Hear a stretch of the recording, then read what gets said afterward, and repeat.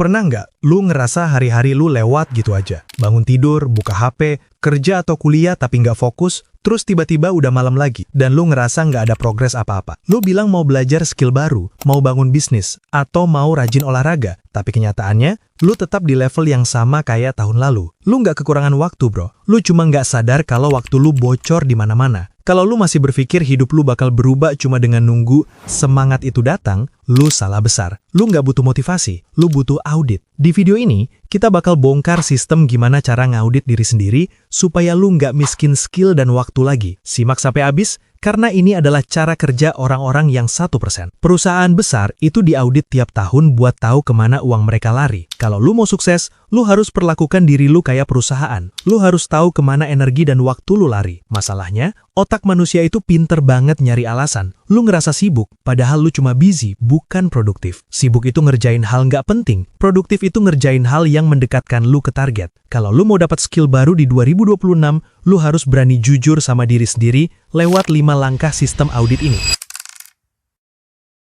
Catat aktivitas lu selama 3 hari ke depan setiap 30 menit. Lu denger gue? Tiap 30 menit. Jangan pakai perasaan, pakai data. Kenapa harus sedetail itu? Karena otak lu itu pembohong ulung. Otak lu bakal bilang, tadi gue cuma scrolling bentar kok. Padahal algoritma udah makan waktu lu 45 menit. Otak lu bakal bilang, tadi gue udah kerja keras. Padahal lu cuma buka tutup email sambil bengong. Mulai jam 8 sampai 8.30 lu ngapain? Tulis. 8.30 sampai jam 9 ngapain? Tulis. Kalau lu cuma rebahan, tulis rebahan. Kalau lu cuma boker sambil main game, tulis. Jangan ada yang lu tutup-tutupin. Audit ini bukan buat pamer ke orang lain, tapi buat ngasih lihat ke diri lu sendiri betapa cerobohnya lu selama ini. Lu bakal kaget, bahkan mungkin lu bakal merasa jijik sama diri lu sendiri. Saat lu lihat data di kertas itu ternyata lu buang waktu 3 jam cuma buat baca komen drama di sosmed atau nonton video random yang nggak ada hubungannya sama masa depan lu. Data tidak bisa bohong. Tanpa data ini, semua rencana lu buat berubah itu cuma halusinasi. Lu nggak bisa benerin sesuatu yang lu nggak tahu rusaknya di mana. Jadi selesaikan 3 hari audit ini, atau lu bakal tetap jadi orang yang sama sampai 2027 nanti. Setelah lu punya datanya selama 3 hari, sekarang saatnya jujur. Ambil spidol dan bagi semua aktivitas lu jadi 2 kelompok besar, high value task dan low value task. Dengerin baik-baik. High value task adalah semua hal yang punya efek pengganda buat hidup lu. Ini adalah aktivitas yang bikin skill lu nambah, pemikiran lu lebih tajam, atau dompet lu lebih tebel dalam jangka panjang. Baca buku, ikut kursus, olahraga, atau ngerjain side project. Ini emang berat, ngebosenin dan butuh energi gede. Tapi inilah yang bakal ngebayar masa depan lu. Sebaliknya, low value task adalah sampah yang lu kasih makan ke otak lu. Hiburan murah yang cuma ngasih dopamin instan, tapi nggak ninggalin apa-apa selain rasa capek. Scrolling tanpa arah, nonton gosip, main game sampai subuh, atau nongkrong nggak jelas cuma buat dapat validasi temen. Sekarang, lihat catatan audit lu. Kalau list low value lu ternyata jauh lebih panjang daripada high value, ya jangan protes kalau hidup lu jalan di tempat. Jangan marah sama nasib kalau saldo rekening lu nggak nambah, atau skill lu gitu-gitu aja. Lu itu bukan kurang beruntung, bro. Lu cuma nggak sadar kalau waktu lu bocor di mana-mana. Pilih yang bernilai, atau lu bakal tetap miskin selamanya.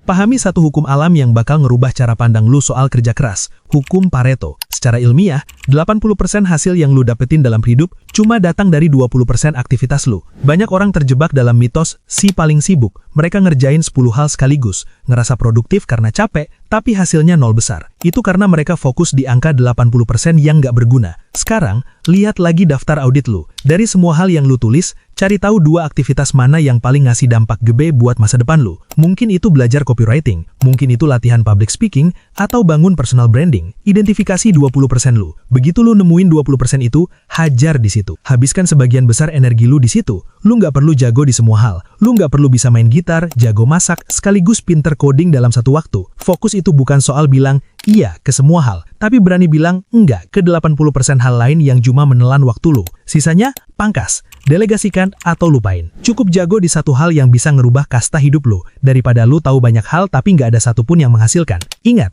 seorang spesialis dibayar jauh lebih mahal daripada orang yang cuma tahu sedikit-sedikit tentang semuanya. Jadi, mana 20% lu? Tentukan sekarang atau lu bakal capek selamanya.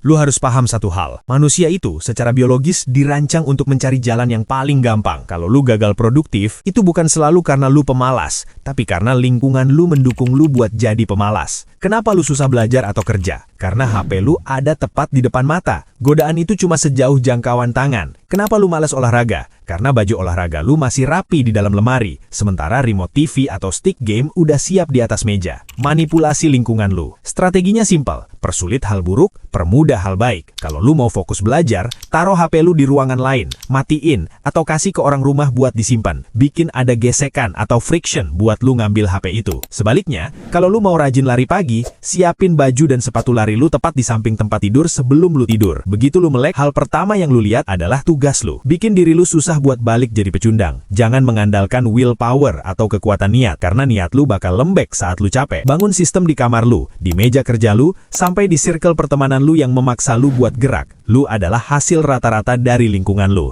Kalau lingkungan lu berantakan, jangan harap masa depan lu bakal tertata. Lu mungkin udah benerin jadwal, lu udah bikin target, tapi kalau lu masih dikelilingi orang yang salah, lu bakal ditarik mundur lagi ke bawah. Coba cek 5 orang yang paling sering lu ajak ngobrol tiap hari. Siapa mereka? Apa yang mereka bahas? Kalau tiap hari isinya cuma ngeluh soal nasib, ngegosip hidup orang lain, atau cuma ngajak main game dan foya-foya tanpa batas, ya jangan heran kalau pola pikir lu nggak tajem-tajem. Lu adalah rata-rata dari 5 orang terdekat. Selamat, lu adalah hasil rata-rata dari mereka. Kalau lu kumpul sama 4 orang malas, lu bakal jadi yang kelima. Kalau lu kumpul sama 4 orang yang ambisius, mau nggak mau, lu bakal ketarik buat maju. Audit siapa yang boleh masuk ke hidup lu. Ini bukan soal sombong, tapi soal survival. Waktu lu terbatas, dan energi lu mahal. Lu nggak punya kewajiban buat nemenin orang-orang yang kerjanya cuma ngeracunin ambisi lu. Pilih teman yang mendukung visi lu, atau yang minimal, udah di level yang lu mau. Kalau di sekitar lu nggak ada orang kayak gitu, mending lu sendirian dulu. Fokus upgrade diri sampai lu layak masuk ke circle yang lebih berkelas. Ingat, macan nggak pernah minder jalan sendirian, tapi domba selalu butuh kerumunan buat ngerasa aman. Tentukan pilihan lu sekarang. Dengerin gue, proses audit diri ini emang bakal bikin lu ngerasa malu di awal. Lu bakal ngerasa ditampar sama kenyataan pas ngeliat betapa banyak waktu yang lu buang buat hal-hal sampah. Lu bakal sadar betapa cerobohnya lu selama ini terhadap satu-satunya aset yang nggak bisa lu beli lagi, waktu. Tapi rasa malu itu bagus, jangan dihindari. Rasa malu itu adalah mesin penggerak paling jujur buat lu berubah. Itu tandanya standar hidup lu udah naik. Lu nggak lagi nerima diri lu yang malas sebagai sesuatu yang wajar. Waktu lu berhasil nyelesain audit ini dan mulai motong hal-hal nggak berguna, sesuatu yang ajaib bakal terjadi pada mental lu. Lu bukan lagi orang yang dikontrol sama keadaan, algoritma, atau ajakan temen yang nggak jelas. Lu udah berubah. Lu sekarang adalah kapten dari kapal lu sendiri. Lu tahu persis kemana kapal lu bakal berlabuh, dan lu tahu barang bawaan mana yang harus lu buang ke laut supaya kapal lu bisa melaju lebih cepat. Lu nggak lagi nyoba-nyoba buat sukses. Lu adalah orang sukses yang lagi dalam proses penjemputan hasilnya. Mulai detik ini, lu yang pegang kendali. Jangan cuma ditonton. Habis video ini selesai, ambil kertas, mulai catat 3 jam terakhir lu buat ngapain aja. Itu audit lu pertama. Gua mau tantang lu, tulis di kolom komentar, 1 hal nggak berguna yang bakal lu stop mulai hari ini, biar kita semua jadi saksi progres lu. Kalau lu ngerasa video ini bermanfaat buat ngerombak pola pikir lu, jangan lupa like dan share ke temen lu yang masih hobi buang waktu. Gua tunggu progres lu di puncak. Semangat!